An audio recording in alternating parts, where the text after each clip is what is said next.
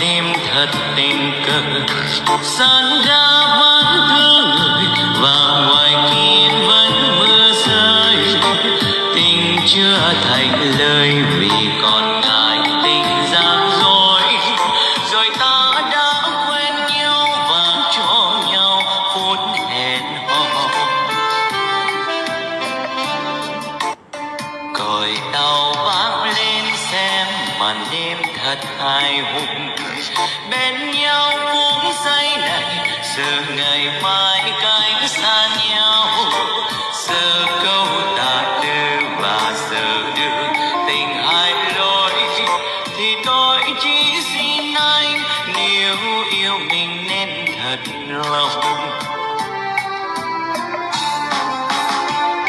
Chuyện yêu đương thương thương nhớ nhớ lạ thường, đường tôi về đêm nay gió khuya lầy một đôi vai.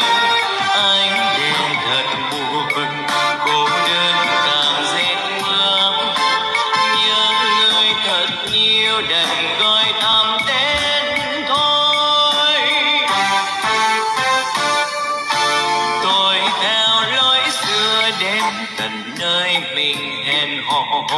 Hôm nay phố đông người ngại ngùng tôi đứng trong anh. Đời qua từng giờ lòng cạn bồi hồi sao suy, và tôi bớt băn khoăn vì chỗ cay lắm hẹn thôi.